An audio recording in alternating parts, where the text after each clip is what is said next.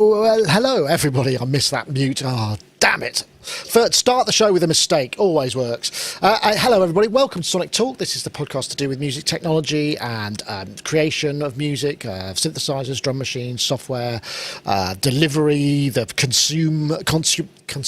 consummation is a different thing, of music. It's all to do with the technology of music. And welcome. I see I'm wearing my summery shirt because it's finally, summer has broken in the UK and it is blindingly hot here. In fact, you can probably hear my noise gate cutting in and out the rather noisy air conditioning that we've got in the room, but that's neither here nor there. But I want to say welcome to all our friends over on the various chat rooms. We've got IRC, we've got the YouTube, and then we've got Discord.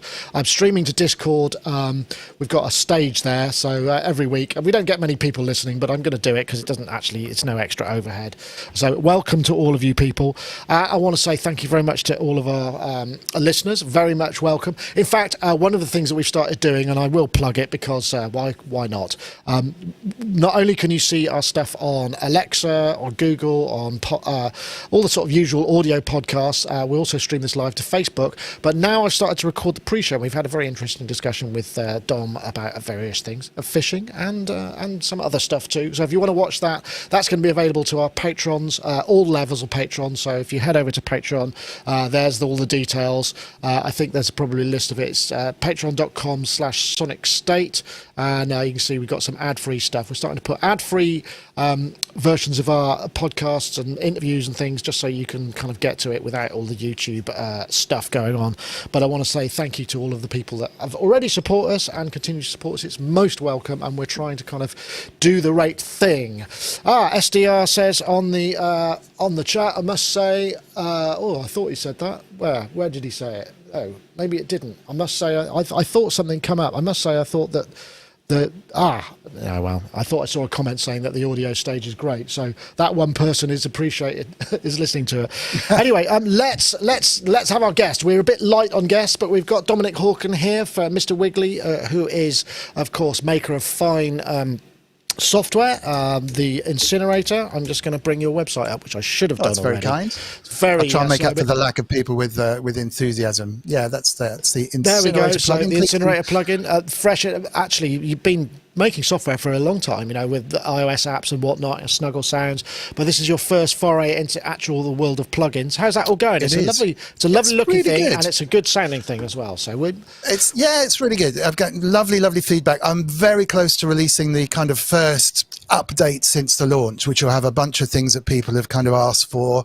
Relatively few fixes, which is great. Actually, I seem to have got it right, and some enhancements on the reverb and the delays and stuff. So that'll be nice. But yeah, really lovely feedback, not only from people like Ty on here, but just people who've used it, sending me kind of sound clouds of this is what I've used it on, which is really touching and yeah, really good. So check out mrwiggly.co.uk if you wouldn't absolutely mind. Listen to what's going on. Told that's one of the things, that's what you hear repeatedly from people who make stuff, is the kind of notion of how it affects other people. It's a kind of real buzz for it. I did forget one other thing. Last week I was talking about we've now got the ability. So if you're into super chat or super stickers on YouTube, that was Robarth, who was someone who gave us a super sticker last week. But we've also got super chats. So now we've got 2 people in the database. Thank you very much, Ranzi, for your donation. This is all going to go towards when we can finally get the gang together, a nice big meal, and just entertain it. A big thank you to all the people who we can help, or their Christmas presents or whatever. I mean, or I might just spend it on shoes. No, I'm not going to do that, I promise you. But thank you very much, everybody. Yes, those people are asking in the chat room, is that it? Yes, there's just the 2 of us at the time. It being summer, it's also half term, so people with child commitments and work commitments, that's just the way it goes. But I thank you, Dom, for coming over. It's an absolute pleasure. So I've had to wheel out the industrial fan next to me. Oh, you've got the same. You've got the same issue. Yeah, right? Yeah.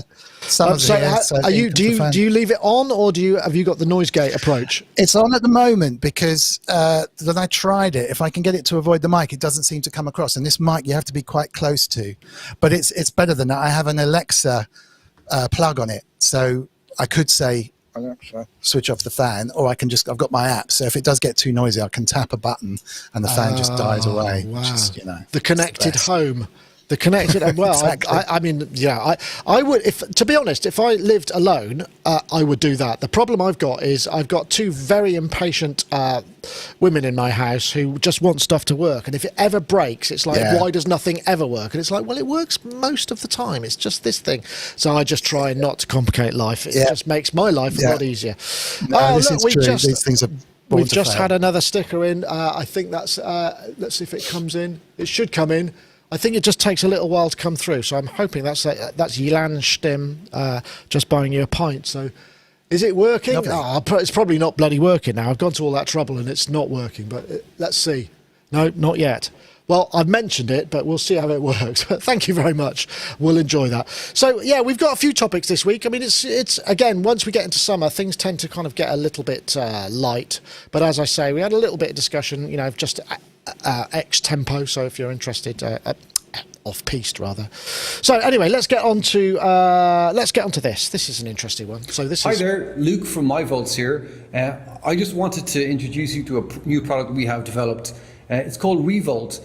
You might be familiar with a product we made called Ripcord. Ripcord allows you to USB power things which don't usually have that possibility. There was a bit of a blind spot on that, in that there are some devices which just take batteries and you can't even power them. We wanted to solve that problem. We started with this small synth here, which requires 2 AAA batteries. So what we did was we made this little bridge cable, which is a battery-shaped unit on one end, so it allows you to plug in any sort of power cable. This just slips in here, and then what I do is I get another cell which fits into the other space. This is just a dummy battery. It just allows you to complete the circuit. That's now something which used to be only battery powered, but now you can just stick a cable in there. We have a series of cables, as I said, called Ripcord. They're USB on one end, and on the other end they have a little DC connection. So that just slips. I will not play the whole video. While I was doing that, I was just trying to see why the super chats things that I thought were working aren't working. So, hey, another bit of technology going wrong. This is quite interesting, actually. This is MyVolts. I mean, I've used these. These are great, these things. These are MyVolts cables, because we use them for, certainly when we were doing trade shows, we just take like either a big battery, a big USB power supply, and we power things like the kind of routers that we use, everything that we can, so that everything runs off like maybe 2 single figure of 8s. And these are really useful for stepping up the voltage. This is a 9-volt. And the Revolts thing, I'll show you this because they sent one. This is one of the reasons I was talking about it, because it's actually quite an interesting. You get, you know, one of these, but you also get this this guy, which is a dummy battery, which has a power supply that you can stick on the side. So you put this in your battery compartment, and you can do stuff like you take this out, and if you want to make it a double A as opposed to a triple A, you do that, and you got the same thing for C cells and D cells, and you can have multiple ones. And it just seemed like it's quite an eco thing to do, and also seems kind of useful. I mean, it just seems like, you know, they've presented quite a lot of products, and this one, because normally if you haven't got a power input and you can only power things by batteries, then this is your only option, unless you're going to be there's something like some ludicrous amount of tonnage of these things that get chucked away every year, unless you're using rechargeables. But sometimes rechargeables just don't provide quite whoa, beg your pardon, quite the juice. Sorry about that. That's all right. Just blew me away. Yes, you're absolutely right. It's great for the environment. And rechargeables, the voltage levels are slightly lower, so they're like 1.2 or 1.3 volts instead of 1.5. So they lack that bit of oomph. And I've got something like this, which is not MyVolts, and it's an older version of the same idea that powers my DSLR camera, which I'm using now. So it's a battery-shaped plastic insert with a cable coming out that I can plug in, so I don't have to worry about the battery running out in the camera.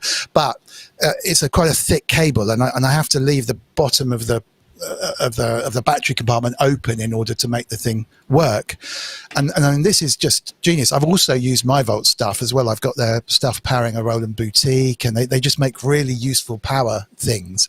But the fact that you can, I think this is a really flat kind of cable, isn't it, that comes out, so you can probably fit them nicely in the battery compartment, and just get rid of the battery. I think it's wonderful. No batteries leaking. Clearly, if you're going to be out in the middle of nowhere and you need batteries, then sure thing. But it's worthwhile using this and a if you can do it like a phone charger battery or something, if it's the right weight, if it's the right voltage, just because it's going to last for a hell of a lot longer. Brilliant thing, absolutely wonderful. Yeah, I think there are totally. some people, because you only get a couple. I mean, they're starting off at €29, which actually seems quite reasonable. If I bring the Kickstarter up, we can have a look at that. I think they're going to be shipping in July. They're about nearly. Well, no, they've gone up quite a lot recently. So this is today. So they're nearly there for their starting point. So the first lot will be shipping. It just seems like, I think it seems like the right thing to do. And if you're using like I say, big cells. I haven't got any of them here actually, but we use these power banks, which are really handy, particularly if you're stepping up the voltage. You can just get a load of stuff. There's a brilliant video about Heimbach, who did a sponsored video to help the launch, where he powers one of these big old, I think it's called URA portable reel-to-reel, and it's just really cool. Really cool. Oh wow, that looks. That could be amazing. Yeah, I mean, I'm always worried with batteries and synths and stuff as well for leaking. I've damaged a couple of bits and pieces because you forget that they're there. I mean, like my SH101, I don't put batteries anymore in battery powered things that are of that ilk. Things like the Deluge have a battery inside, and it's actually a toothbrush battery. Which are really cheap to buy on eBay, which is brilliant. So I think it's quite unique in that way that if you've got an internal rechargeable battery in synths, they're generally quite hard to change, and Deluge made it really easy to change by taking the back off, and also very cheap to change, which is a nice touch. So other manufacturers there are some things you can't do, like the little tiny watch batteries or the big flat ones that just the trickle charge to keep the menu. I mean, they're always not. I mean, that guy Kent Spong, who's a very well known synth repair guy, that is often the source of a lot of problems, because once they've gone and they leak, it kind of trashes a lot of stuff. So I don't absolutely. There was a recall. I don't know whether they could do that before, but sorry, there was a what? No, I was going to say, I keep interrupting. There's a recall on. I've got JV 2080 and the JV 1080 cards that go in the back. I think they have an issue with the batteries internally or something internally where they can actually catch fire. So there was goodness. I mean, it's crazy stuff. Yeah, that's a big thing. To be honest, they've just reminded myself I haven't actually changed mine, so I'm going to have to sort it out. But the mess and the yuck that can be. That can be kind of left behind by those horrendous. Well, there was. I mean, well. Not only that, but even rechargeables, because there was a whole generation of Apple laptops, weren't there? That just kind of the battery would just pop out. In fact, I think they were the white, the little white MacBooks. Yes, I remember. We had one, and it happened to us, and it just kind of goes poof. And if it goes, swells, it can catch fire. Because there were those things where there was a whole period of time when you couldn't take them on airplanes, because people were worried they were going to catch fire. Have you got one of these? About that. And we ended up having, when we were going to NAM a few years, we had to take certificates to sort of show that it was the serial number that wasn't affected. Wow. Otherwise they wouldn't have let us on the plane. Which is, when that's you'd done all that crazy. planning, that would have been a nightmare. Yeah, quite. Yeah, I mean, batteries are a lot better. I think mobile phones focused a lot of money in developing battery technology, because I mean, remember those old rechargeables, you had to charge them up fully, you had to charge them as soon as you got them, otherwise their life would sort of significantly diminish. And now batteries are kind of, I'd say, usable and sensible size, and that's mainly been driven by the mobile phone market, I guess. But we are due a next jump in power technology, I think. A little mini nuclear fission based thing that you can sit inside that self-generates to a large degree, off stuff is definitely a massive leap forward. But let's wait and see. But when you compare what batteries used to be like 10 years ago with their kind of charge hold and lifespan, I think we're way ahead. But as you say, you're still getting leakage. This is a huge step forward, I think, for anyone particularly who's sitting in an environment like this where they've got battery powered stuff that can only be battery powered, then it's a total no-brainer. And this is it's not just music industry stuff, right? This is just exactly. everything. I mean, they kind of quoted the pocket operators as their starting point, and then they're doing. It's really interesting. Right, I think we're heading towards this, because I don't know where you are, but certainly where we are, Bath is now being one of the first cities outside London that's kind of trying to get a petrol, a smoke-free zone, and encouraging people not to drive or to get electric vehicles, so you can afford to drive. But this all seems to be tied together, isn't it? They just announced the Ford F-150, which whenever we went to NAMM, they were the massive trucks. We went, wow, look at that, we're in America. There's a huge truck, huge pickup truck. Yeah. The new Ford F-150, which is electric power, now has enough battery juice. It's a brilliant idea to basically run power tools, charge your. So if you're a workman, you turn up, you rock up, you can charge your phone, you can run your mitre saw, you can run, up to 240 volts on another. So you don't necessarily have to have a generator on site. You just drive up with your massive truck and run everything off it. And that just seems like, those are the sort of innovations that probably are required to bring it into a much. Yeah. And I know it's silly, but I'd love a massive truck. I really Would you? want a big truck. Crazy. I was, because we were thinking about electric vehicles, just to do the right thing. But I mean, the problem is I've never owned a new car in my life, and neither has my partner. Right. So if even renting a small electric vehicle would cost more per year than both of our cars cost to buy. Wow. So it's just like, and if your car has been already made and it's out there in circulation, it doesn't have any more carbon footprint to be generated. There's a lot to be said for that. Plus, I bought my very first new car from new when we moved down here 3 years ago, and I just had the bill for the service, and so many bits and pieces have gone on it. I'm very disappointed. I'm not going to get into who they were or whatever, but it was it's a very nice car that should be able to stand up to the rigors of country living. The guy said, "Are you sure you haven't taken it off-road?" I'm like, "Don't be ridiculous. I take my daughter to school in this thing."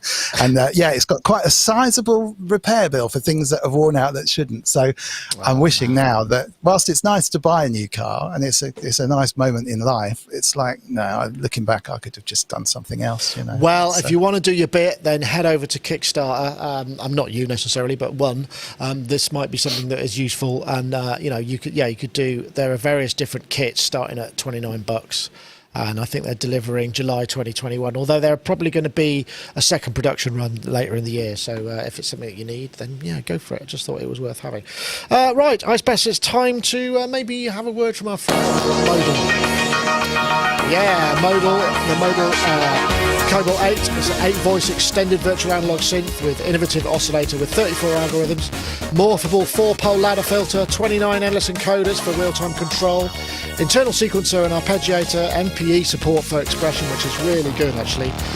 There's also Modal app for Mac, Windows, iOS, Android and VST3 and AU, all connected up, and look at it, it's just a lovely looking thing. If you want to find out more, head over to Modal Electronics, use the URL bit.ly/get_modal, and they'll know that we sent you. And it all makes us all feel good about them supporting us and all of that stuff. Anyway, thank you once again to Modal for their support of the show. Right, okay, let's get into a bit of this. This is there is another sort of battery related one, but I think we've done enough of that, so let's get on to this one. This is the SSL UC1, which is a lovely looking piece of hardware. I mean, it really looks like a center section of a kind of big old console. Ties in with the SSL plugins. It comes with a suite. It's like basically USB hardware control, but you can flip presets. It's got very extended metering. And it looks a very tasty thing, but you get solid bus compression. You get, I'm just trying to see what the plugins it comes with. SSL plugin mixer. You also get channel strips, bus compressors, all from one screen.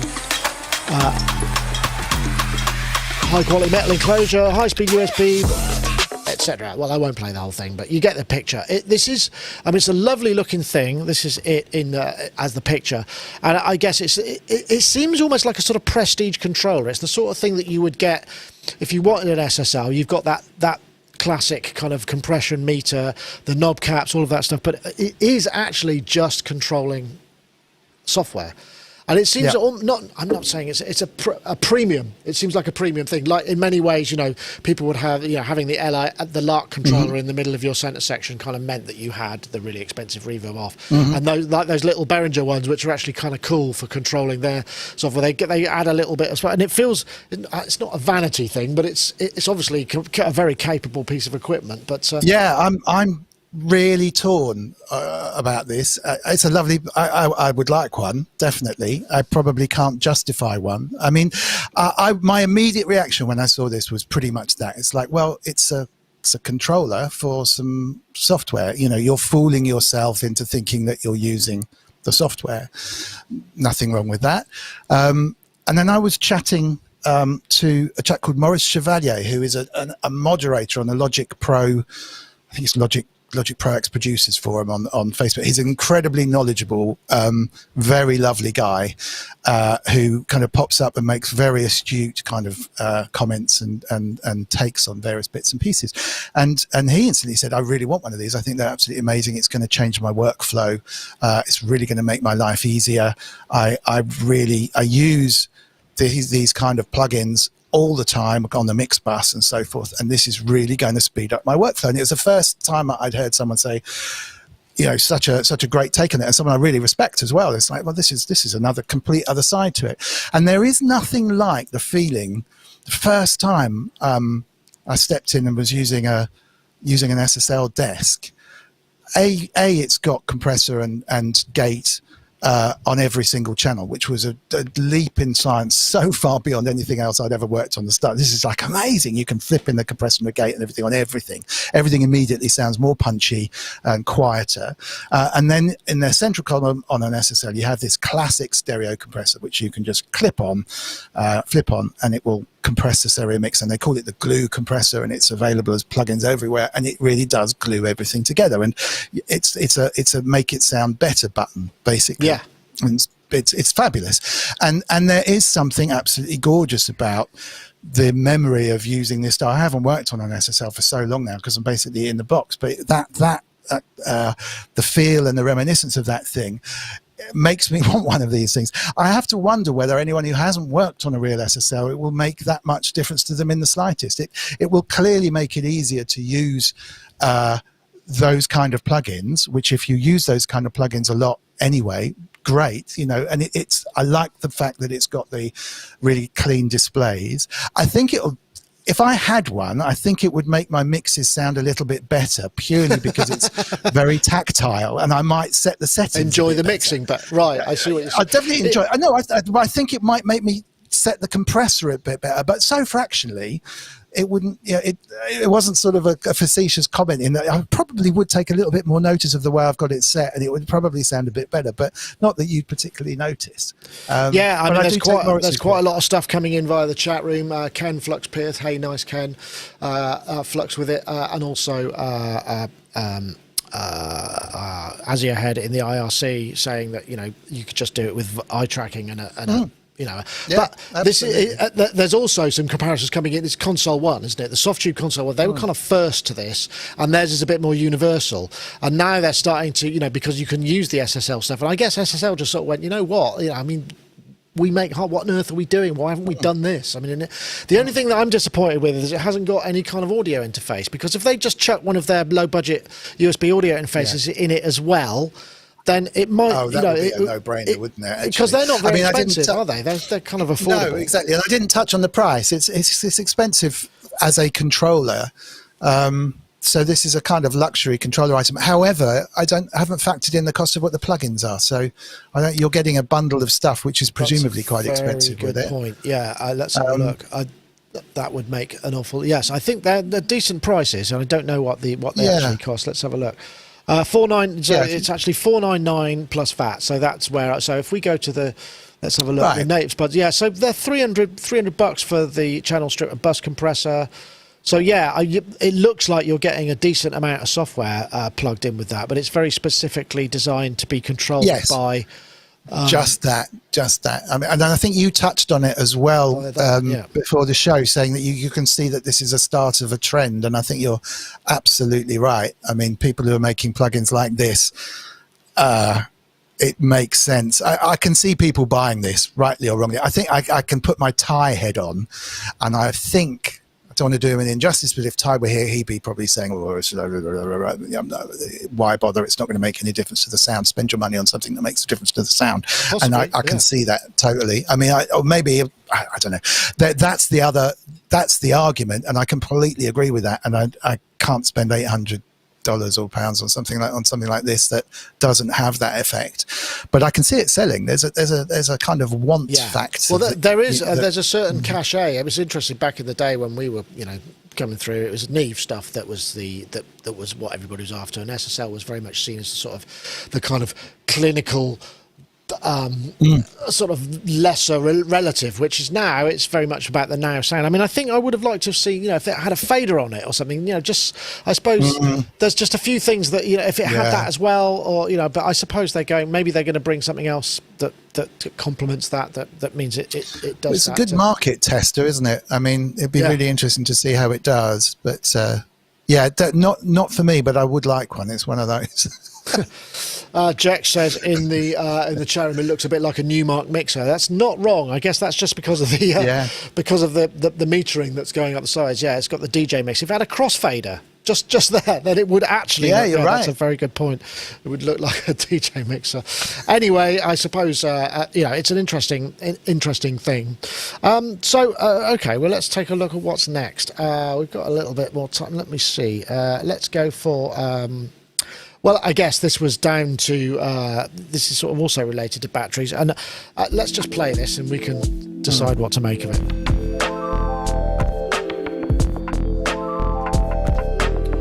This is one of Elektron's stylish videos, which actually, there's the handle. It's the power handle that fits the model cycles and the model samples.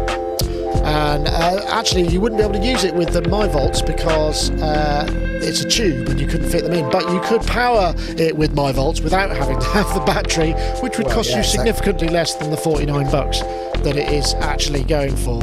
I mean, it looks great, and the idea of a handle, utilitarian, I mean, that's all cool, but...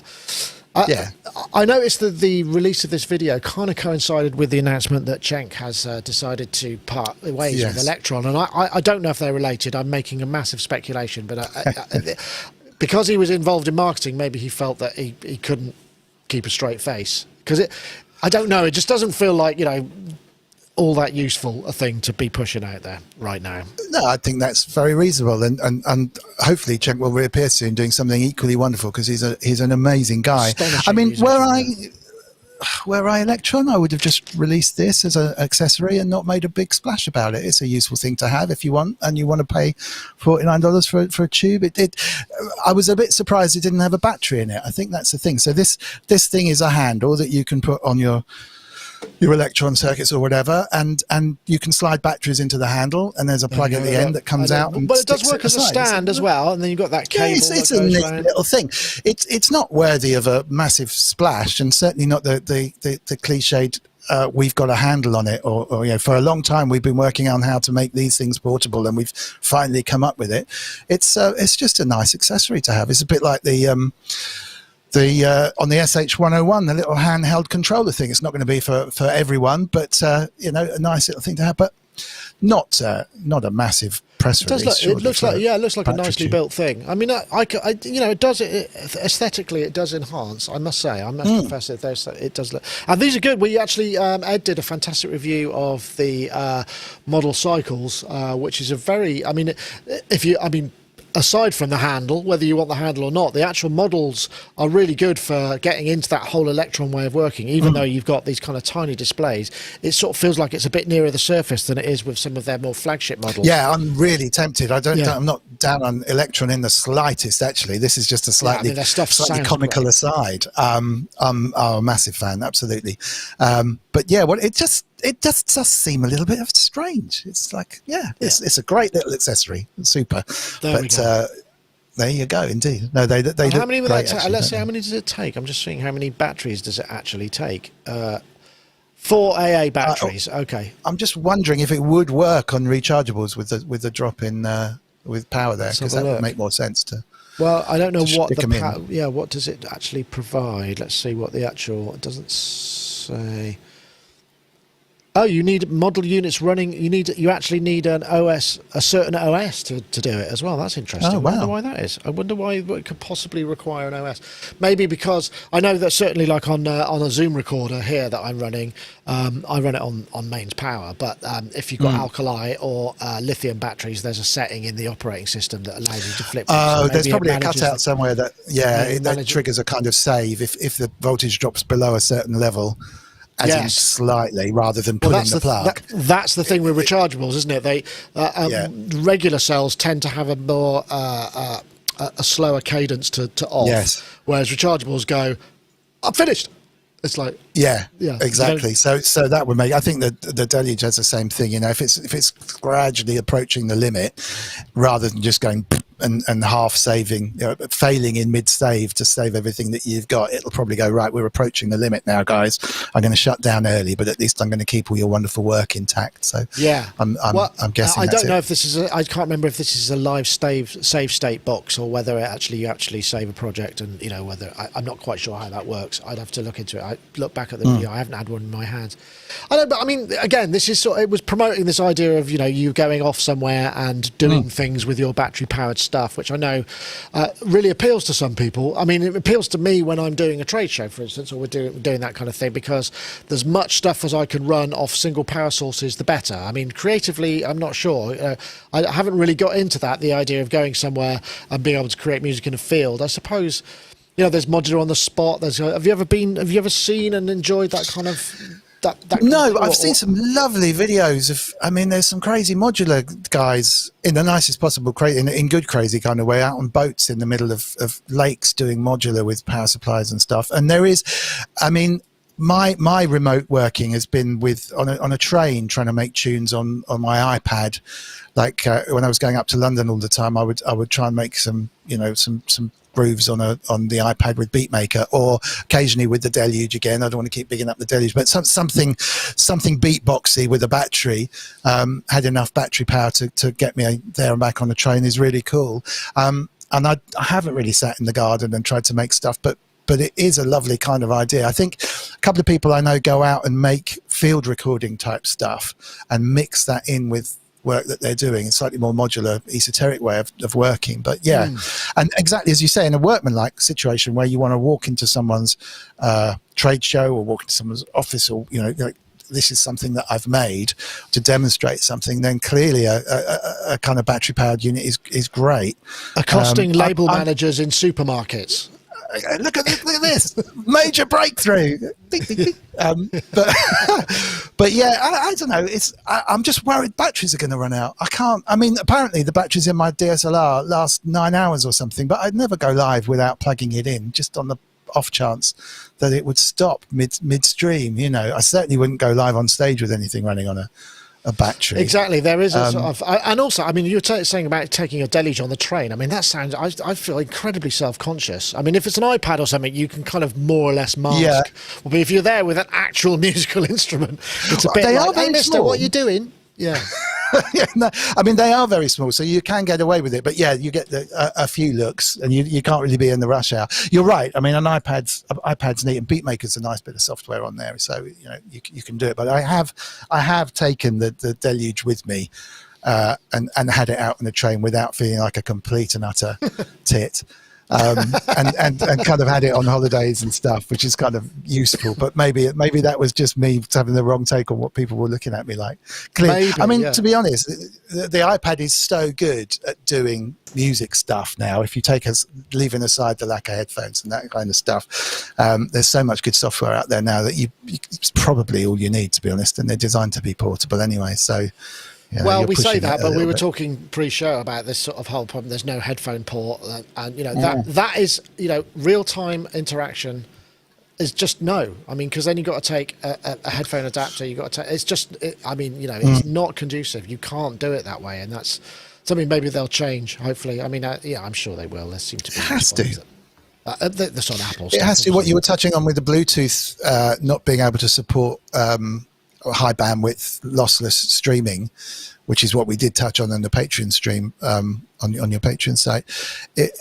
has to force some kind of change because it's unusable otherwise. If you're dealing with lossless audio that you can't stream on Bluetooth to your buds and there's no other way of getting the sound out. You can stream it, but it won't be lossless by the time you're hearing it because by the time it gets there, into something else. So it kind of makes them a bit of a mockery of bothering to have all of this. So this is obviously the news that Apple, amongst many others, is just one of the latest to say, hey, we're going, you can have all this lossless stuff for nothing. I think, but I haven't really followed that up yet because it wasn't really a major topic. But it's an interesting idea, and it just seems to buck the trend.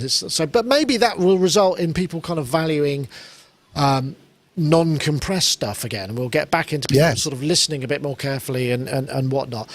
But as we found, music has become such it's an accompaniment to doing other things, hoovering, driving, whatever. So there's always going to be interference. You're not generally spending all that much time focusing on that unless you're working on it. It's a commodity. It's a commodity which you can take and do what you will with. I mean, that's the beauty of this stuff, is that you can take it as deep as you want to go. Same with the film industry. It's still, you can watch a film and really take into account the quality of the footage and the beautiful colors, or you can just take the story away, and the same with music. You can dig as deep as you like. There's always people that will never possibly get the chance or even realize there's a way to experience music in a way that will light their brain up because of the sound being so absolutely amazing. It'll be a bonus to some people, but it's always been like that, I guess. I mean, it's just that it was far easier for the recording industry to make money when the only way you could listen to a tune was by going out and buying the vinyl. If you wanted to listen to it again, nowadays obviously you can listen to it for however you wish, in whatever format, for monthly fee or for free or whatever. So it just becomes a competitor to many other things for people's time, which is obviously a shame, but it's just the way it is. It's it's the future, and it's cool. It's interesting. I did an interview with Tim Exile last week, which will be coming out in the next week, because it's going to coincide with them doing something. A launch of something or other, and he was, he was talking about this idea of making the music making act itself something that people wanted to watch, because with esports, people are prepared to go and watch, people playing games. When you go and see a gig, you're kind of going for nostalgia because the band are going to play the songs that you know or like, mostly, as a general rule. Whereas if you go and watch football, you don't know what's going to happen, and the same thing can be happening when you're going to go see people doing a load of jamming. So maybe there will be some changes anyway. I think that's very valid, and I mean, Tim Exile is the guy behind Endless, which is a collaborative beat making thing. So check it out on iPhone and iPad, and now on desktop as well was their last one, which is great. And we mentioned Beardy Man far too often than the last one, but I've seen people doing loop based stuff. Using Endless as a tool within their kit, and it's really clever. So it's a great thing that's being used for more than they originally intended, which is always a sign of a great thing, I guess. But that is happening. Watching people create, not just the watch me work kind of Twitch streams, which are a thing and do generate viewers, but nowhere near in the same masses as the gameplay. But again, the Discord stuff that's around now is beginning to attract people, where a performer will go in with a group of people and he'll be building tunes and talking to them about how they build their own rigs. I'm talking again about maybe the Beardy Man style loop type stuff. And there'll be a big collaborative online thing going on about, I'm just trying out this bit of software and what do you think about this? And drawing people into the music making process, I think, rather than just watch me make some music, is definitely a thing that's picking up now, and possibly the next big thing. So it is interesting if you go online and I say, well, I'm going to make a track from scratch, and people love that stuff, but literally bringing them in as part of the stages approach that you were talking about on Discord, where one man is presenting on the stage but then someone else can come up, opens it up to a really interesting collaborative process, which I think will be quite a big deal. Absolutely. And Endless is a big part of that and making that possible, I think. And of course, once you've done your master and you're ready, you can apply all of your wonderful iZotope Producers Club See what I did there? One-of-a-kind membership for producers ready to take their tracks to the next level. Once you join, you'll gain access to powerhouse iZotope plugins and a curated selection of tools from our partners, such as Melodyne from Celemony. Plus, as long as you're a member, you'll get every future update to the iZotope plugins in your membership for no extra cost. We'll also regularly serve you new curated content like exclusive inspiration-sparking sample packs and preset packs, and industry-leading training ranging from our own tutorials to vocal production lessons from the world-renowned Berklee Online, taught by Grammy-winning producer and engineer Prince Charles Alexander. With new content being added every month full of valuable production techniques, tips and tricks, and solutions to common production problems, becoming a member is an investment in your career that grows as you and your career do. For more information on iZotope Producers Club, head to iZotope.com. And of course, don't forget, if you also want to save with iZotope, we've got a special coupon, which if you head to iZotope.com/sonictalk, you can, I think that's the right button, yeah, you can save 10% on iZotope products by using the code Sonic10 at checkout. And that works on the bundles, doesn't work on the subscriptions or the hardware, but it does work on bundles, we can confirm. So yeah, if you're looking to save some money on some of those excellent tools, it's well worth doing, and we thank them for their support of the show. There was one other thing that came in. This was actually, I'm just trying to find the page now. Here we go. So here we go. I was talking to a chap called, if I must pronounce his name or her name, Kokopan, who's in the IRC, and they were talking about doing a coat of arms. Which, when you look at it slightly, so this is the proposed idea for the coat of arms, and the motto is Omnia Autumn Probate, which means test everything. So this is a first draft. This coat of arms for me, there's not quite enough PWM in there. I think it needs to have that, but it's a good idea. And he was suggesting, or they were suggesting, that this could be a theme that could be run with if you fancy it, just for fun. So I just thought I'd throw that out there. There's no other reason than actually I can put the link to the image, and then if anybody wants to have some fun with it. I'm not suspecting I'm going to get a shield or anything, but I just thought it was kind of fun, you know. It's definitely not enough heraldry in the world. This is you think not? Well, it's a real art. Idea. I mean, some of the language they were using. Yeah. In fact, what did they say? They said the wave at the bottom combined with the square shape at the top suggests an LFO modifying a square wave. Okay, might be a little subtle, but I get the drift. And the rings in the middle suggest the flexibility of a modular system, and the sable and argent, black and white traditional colours of many synths. Kokopan has all of the right heraldic terms, so I don't know whether they're a heraldic expert, but we'll soon find out. Anyway, I just thought it was a bit of fun. A bit of hilarity for us on this hot day. Now, where did I get Rocky67 in the chat said that with the handle they could have put a crank on it and had a clockwork generated power like the clockwork radio, which I thought was quite a nice. Yeah, that's touch. Right. The clockwork radio. I remember that thing. It was a British. It made. I mean, it was a brilliant thing because particularly countries where. Some of the third world countries in particular, where there was just literally no power, they were able to listen to the radio. It's a fantastic thing. Who was it? There's somebody who invented the clockwork radio. Trevor Bayliss, that's right. That's it. Yeah. Trevor Bayliss. Also, what else did he invent? Was he this? There was something else that he did. Clockwork radio, invented by Trevor Bayliss. Wind-up radio was the British inventor. Third world countries where the affordable energy is scarce or non-existent. Now everybody's got a mobile phone. Anyway, interesting point. It could have been an idea. You could be like a rattle, and you just kind of swing the thing around. I don't know. I'm not sure it's that robust. Well, $49, it should be that robust, but maybe it wasn't. It's retrofitted, so maybe it not be intrinsically structural enough to survive that kind of behaviour. I don't know. But good idea though. Why ever not? Okay, what was Elektron power handle? Oh yeah, here we go. This is just a bit random. This is the benefits of audio archiving. There are many benefits to archiving. The most important benefit of archiving is the United Recording. It's a bit of a pitch. Degrading assets. This is Bill Wilson, I believe. Of the music, musical history, musical legacy of any artist or any record label. Degrading tapes will one day do just that, degrade to a point where they will become unplayable. So you don't want to lose these historical documents. You don't want to lose monetary investment that you've already made in recording these things originally. So archiving becomes very important. Anyway, that's a sort of a pitch as to maybe smaller labels or why labels need to archive. And I agree. I think it's very important. And this resonated with me a little bit because I might have mentioned it a few weeks back. I got asked to provide the multi-track for Tom's Diner. And I said, oh, yeah, sure, I've got it somewhere. I found it. But I found it had a load of stuff missing that I hadn't printed. And I'm fairly sure there was a version where it was, but I could not find it anywhere.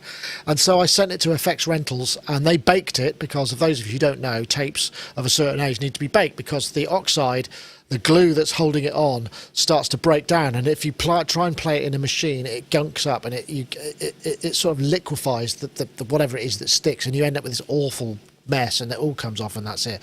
So you bake it in a special oven, or an oven that is very it's a low temperature for a very long period of time, and it dries it all out very slowly without damaging it, and then you can play it usually only once. I mean, they sent me the tape back, and then I got I think it was 192 24-bit files of what it was, and then what I had to do was play the bits that I couldn't find back in, which was quite an experience. But it's living proof that it's very important that you do that. I mean, is this something you've had to experience before? Do you archive your own material? I mean, did you bother archiving? I do. You must have tapes and stuff. We run a label, and there's nothing particularly in a lot of the stuff that hasn't been archived that you'd ever want, actually. But from a personal point, I'd like to go and pull out some of the old tapes that we had, we have DATs. And I don't think I have a DAT machine. A mate of mine's got a DAT machine. It's kind of the last DAT machine standing in my group of friends, which apparently is still playing some. And those aren't on anything other than the DAT masters. I have some tapes which are in a similar situation to yours, but most of the important stuff's been archived by labels and by the label or the publisher or whatever for now.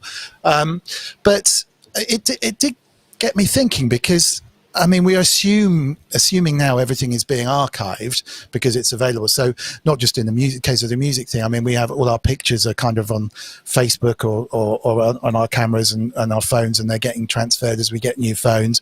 All our music, worst case, is probably available on iTunes or as an upload on YouTube or whatever. But there was a big thing when MySpace kind of just disappeared, and they wiped a whole ton of stuff. Which was obviously costing them a fair amount to keep.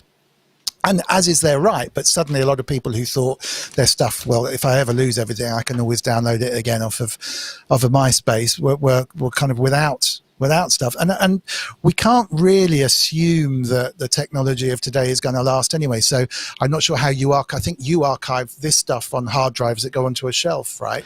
Well, this show is recorded to audio. It's obviously streamed to YouTube. I record this locally as well, which I will use for I'll cut the ads out and keep the intro, keep the kind of pre-show stuff on there, and that'll go onto Patreon, and then I'll keep that, and that gets archived. But we work on pairs of drives, so we have a pair of work drives. One work drive just is the work drive, and then the other one just gets synced, so they're in sync at some point. And if somebody takes the other drive away and works on that for a bit, then we sync them back together. So, and then once those pairs are full, they go away. But that's with video. That's creating a lot of stuff. I mean, we don't use very high resolution codecs now for much of this stuff, because it just doesn't seem to make that. It's not making enough of a difference to warrant 10 times the disk space. Sure, but I mean, I think ultimately my concern would be that if you pull that disc off the shelf in 10, 20, 30 years time, it's probably not going to work. So you're right. Even if it's kind of solid state style disc as well. So it makes sense to push that externally to the cloud or something, but that can cost quite a lot. I mean, I use Amazon Glacier, it's their long-term storage. It's the cheapest way of sticking stuff into the Amazon cloud. So it doesn't cost very much to put into the cloud, but it costs quite a lot to take it off again. So the idea is that if you really need it and it's emergency, that's when you should be paying to draw your stuff down.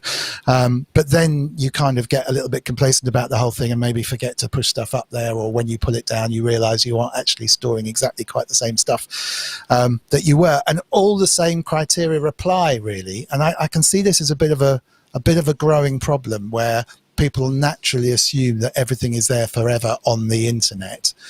And it's not the case, and we will start to see issues where not only do people's things start disappearing out of the blue, but you'll start having to pay for them. There was one particular example of a couple of actually fishing guys, a couple of kids, amazing videos that they're producing called Carl and Alex, who have an amazing, they've got a brilliant YouTube channel with really amazing films, and they license some music to use in those films, or a whole series of Reservoir Diaries, I think it was called, proper, really full-on films. And then out of the blue, the guys they licensed the music from came and said, oh, your contract only lasted for 4 or 5 years or so, or 3 years. You need to re-agree new licenses for the music, and it's now going to cost X, which they couldn't afford. So they had to remove those videos, literally drop them, which is a substantial source of their income anyway. And they couldn't go back and re-edit the videos without the music, which would be very simple, because they just mastered, they just saved the masters, a bit like archiving shows like this. And it suddenly struck me that, if you need to go back and do that stuff, it's sometimes not okay just to save a video like this, for example. You've got to save at least a pass where you've got the video, you've got the dialogue, and you've got the music in the background, and then well, I've got that. I mean, that definitely. I mean, I record an audio backup, which is you on one side or guests on one side and me on the other side. So there is a certain amount of separation. But you're absolutely right. I mean, it's kind of terrifying, really, isn't it, when you consider that? Because I mean, it's how granular do you go? I mean, we've got, honestly, cabinets full of hard drives. I know most of them probably don't even work anymore, and I'm trying to remember the last time we had to go back and do something like that. And it feels, it's sort of baked into me that I feel I must archive everything. But I mean, ultimately, I can't think of the last time I had to go back on a project that hadn't been, because I mean, it's also down to whether or not you do something with the final, with the final master, whether or not you need to, if it's been approved by all the people involved, then hopefully that's all right. But I just want to say thank you very much to a couple more people who've been posting stickers. Very kind, Wagyu and Roboth. Problem is my sticker thing isn't working. Apparently, I've exceeded the number of API calls to it. I'll press the button and see what happens, but it doesn't look. Oh no, it doesn't look like it's coming up at none of the. Oh yeah, something just happened there. There we go. Fantastic. Classic mic drop. So thank you very much, Pair Character, and also Roboth. I think we've got those. But yes, so some of it's working. Must have worked out. But thank you very much for your donations, very much. But yeah, the archiving thing is very interesting, because I think, I was thinking, well, I've got, down to the point where I've got S1000s full of sample data and all the MIDI sequencing data on floppies and whatnot, and it would be impossible to go back and do that. It'd be quicker. It would be quicker to recreate. But but then I'd need a DAT card. I need a DAT that works, which I don't have. I need an ADAT card which has enough. I need an S1000 with the ADAT card that takes the AES, and that didn't always work on restore or save. That's why whenever I was backing up the S1000 memory, I have to do it twice, because sometimes one of them wouldn't work. And that's archiving the tape as I go, and that didn't always work. So I had a couple of flight case, briefcase style things stolen back in the day, which had all my samples, all of the Tribe Called Quest stuff, and like some amazing loops and stuff that I've been working on. I'm talking years ago, but they just got stolen, and I hadn't no backups of those. Luckily, all those tracks had already been made, but I'd love to have been able to go back now, just from a historical point of view, and go, oh yeah, that loop still sounds great, or whatever. It is how far you take it, and I'm like you. I don't think I've ever had to go back and recover stuff. I've had to use Apple's Time Machine a few times, where I've made mistakes on coding, or I've needed to go back a couple of days. And that works okay for you? Because I haven't found and that works brilliantly. As long as everything's on the Mac and it's all in the right place and the backup works, and you can just page through your Mac and go, well, a snapshot of what I had on this machine 3 days ago was this. That's the file I've just accidentally deleted. I can get it back. And that's the way backup should work for me. I don't know if it's the same experience for everyone, but that actually really does work nicely for me. But when I have to think about what I'm backing up is where it begins to fall apart.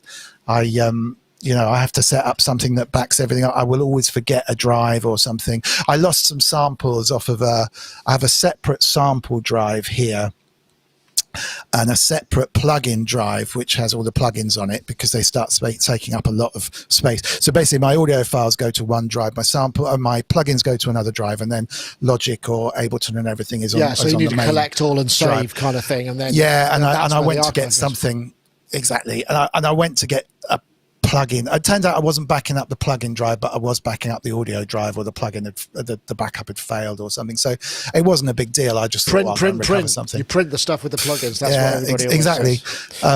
And it wasn't there. Some good stuff coming in the chat room, because Wagyu says he's got 56 hot swap hard drives in slots in his rack.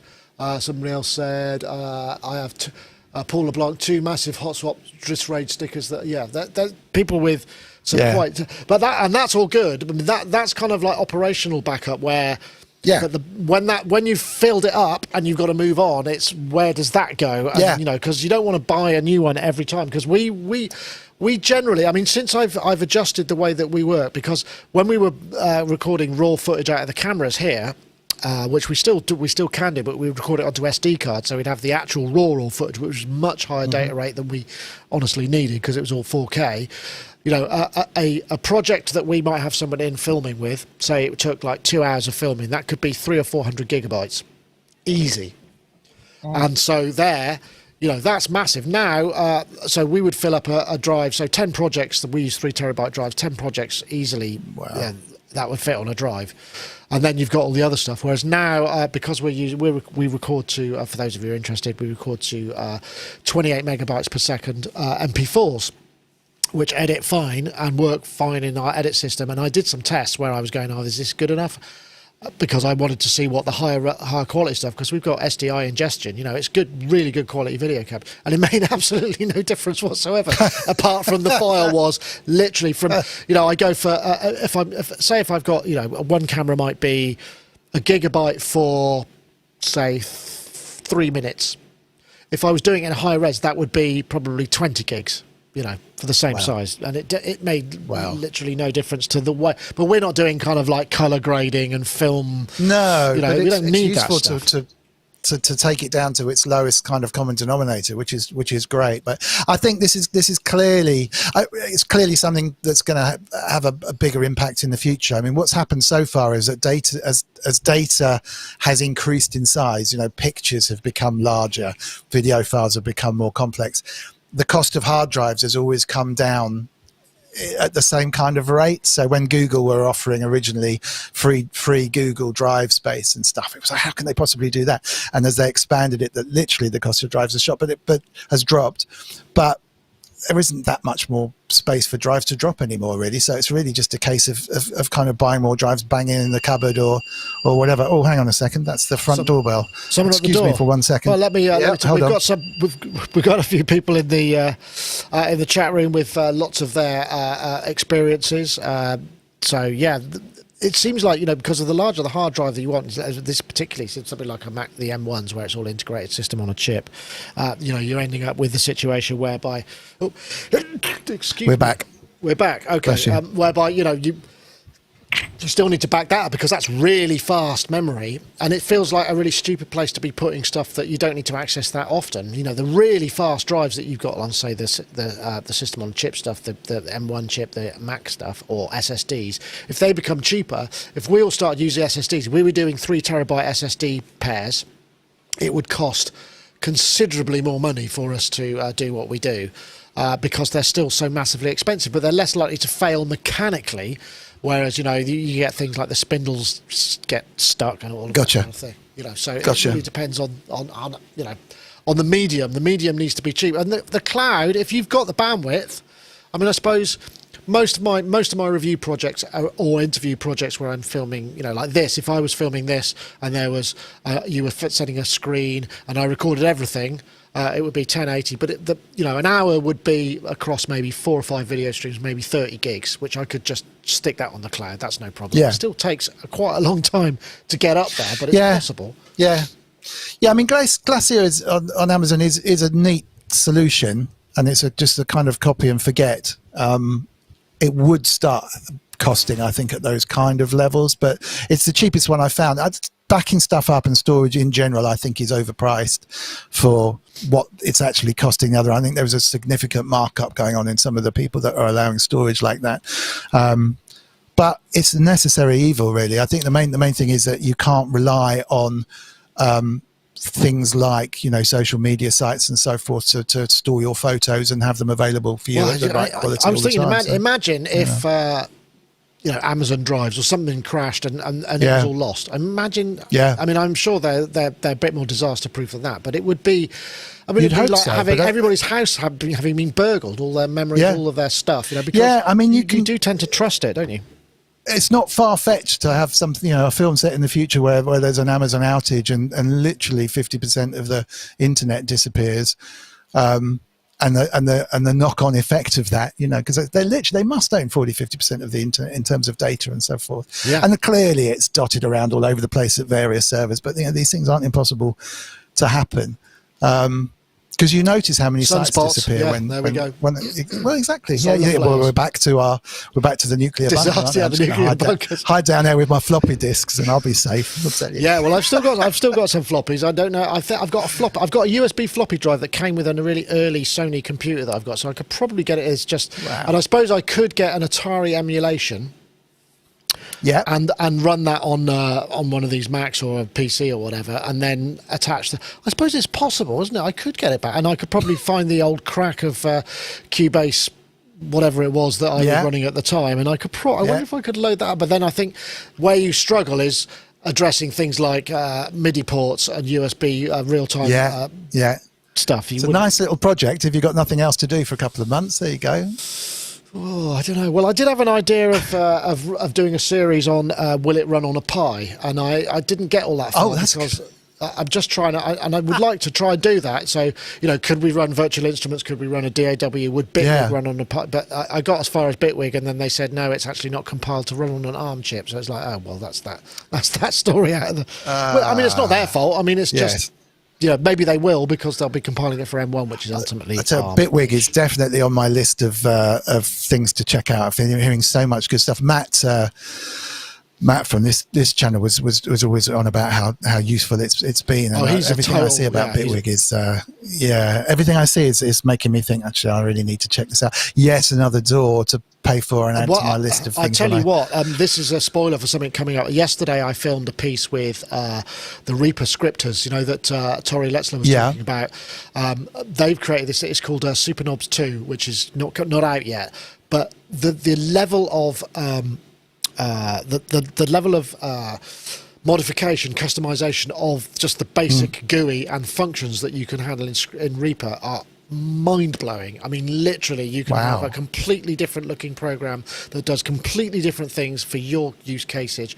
And this is the scripting system that they're talking about. It's a team of 3 guys. I forget their names off the top of my head, but all coded by one guy, but they're all media composers, and it's designed to make everything work off one MIDI controller, depending on what track you're on. The faders do whatever they need for that track. Oh, that sounds brilliant. And that stuff you can do in Reaper. And Reaper is, you know, probably the most extensible by third party. It's sort of more. It's not quite open source, but it's and that is really interesting. I mean, I don't know how much we managed to convey yesterday on that because they were quite.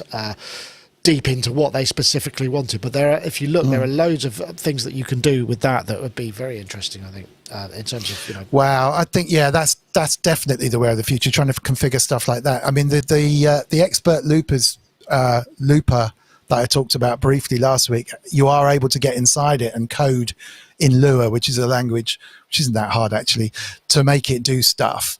And I just had a quick look at that, and I was thinking, wow, if only more plugins allowed you to do this kind of stuff. You could simply do things like, rather than control using an external MIDI controller, and obviously you can control it with an external MIDI controller, you can change all of the settings quite happily. But if you wanted it to, it doesn't have presets, so if you wanted it to completely update 128 settings all at once, that's kind of hard, and it takes a little while over MIDI to do it, so it wasn't changing absolutely rapidly on the fly. But you could stick that in Lua and say, this one button on my MIDI controller needs to fire off all of these 128 changes in one go, thanks very much, really easily, and it just did it. You know, just simple things like that were so easy to do. Just opening up the insides of the plugin just a tiny little bit. I still think that techie, don't you? kids need to. I mean, it's I'm not as codey as you, but I've scripted some stuff in Lua because when we first started, our switching Blackmagic switcher system didn't have any software,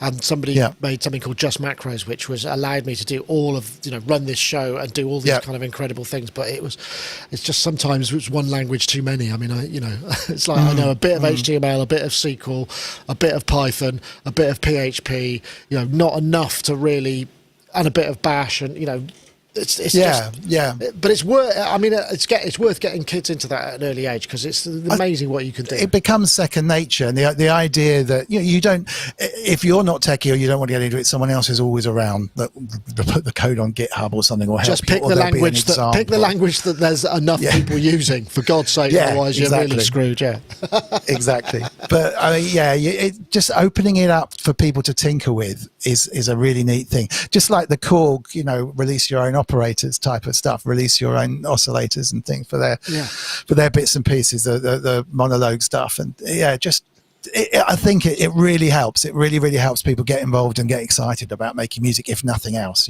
because people like tinkering and having an effect on this kind of stuff. So well, some absolutely people brilliant. do, some people don't, but yes, I take your point. That feels like kind of a good time to leave things, So learn to code, kids. I mean, maybe that's maybe everyone should learn to code. Maybe that will be the show title. I'm not sure. I'll write that down just in case. There may be a better one. But what was the name of your fourth code? Super Knobs was quite good. Super Knobs 2. Yeah, I don't know because it's not out yet.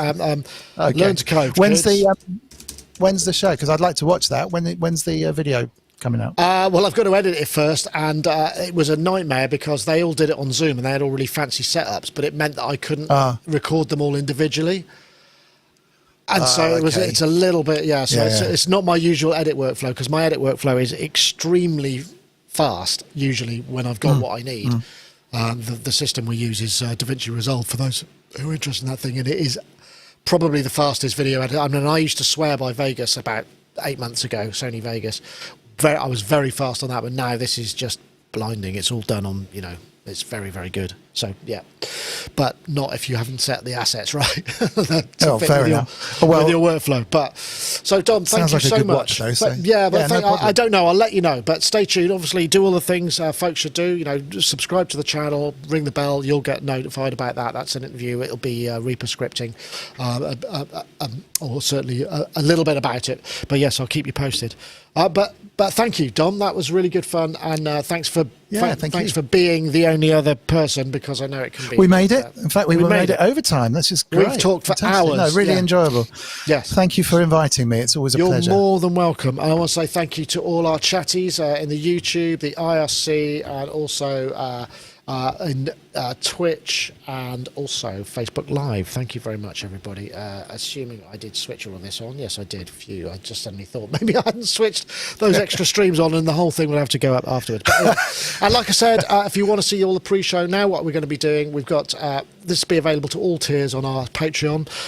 Patreon basically will let you see stuff we put up without ads, so you can see things without ads, but it also means you get the pre-show on Sonic Talk. And that's at the basic level. So, if you want to support us and get something back, fill your boots. Thank you very much. Right, okay, well, that's it. Thank you, Dom. We'll see you next time. Brilliant. On Sonic Talk, episode 671. See you next time. Bye-bye now.